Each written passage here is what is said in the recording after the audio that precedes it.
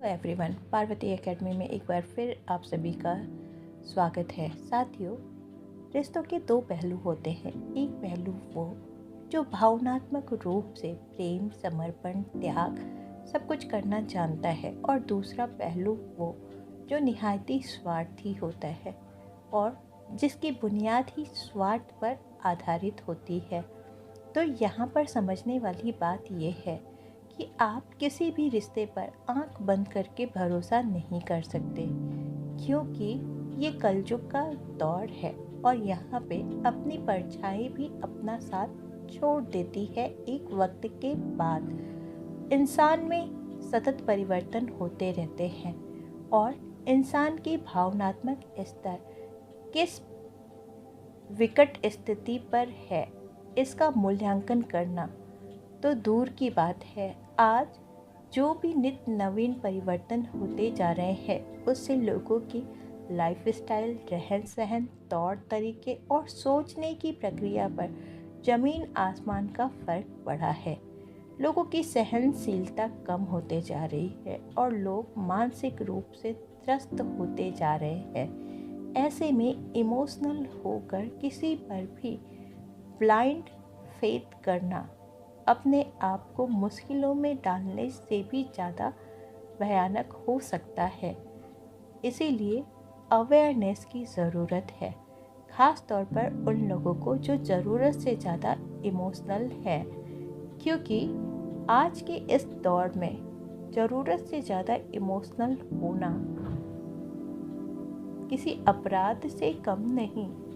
क्योंकि अगर आप ज़रूरत से ज़्यादा इमोशनल होगे तो आप दूसरों के भी बोझ को अपने विचारों में ले लोगे और ओवरथिंकिंग, डिप्रेशन, एंजाइटी जैसी बीमारियों को अपने भीतर पनपने दोगे।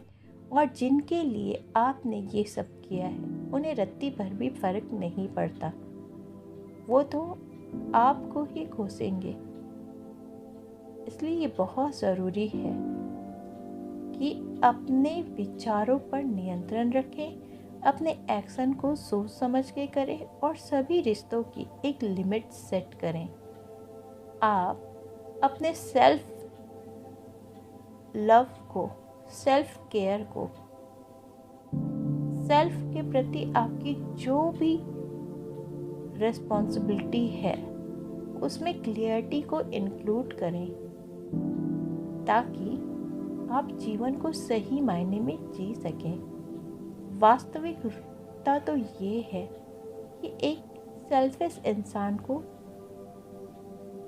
कोई फर्क नहीं पड़ता कि सामने वाला उसके साथ कैसा व्यवहार कर रहा है। हो सकता है किसी के व्यवहार से उसे कुछ समय के लिए बुरा भी लगे, लेकिन फिर बाद में वो सेटिस्फाई हो सकता है, क्योंकि वो सामने वाले से अटैच नहीं है।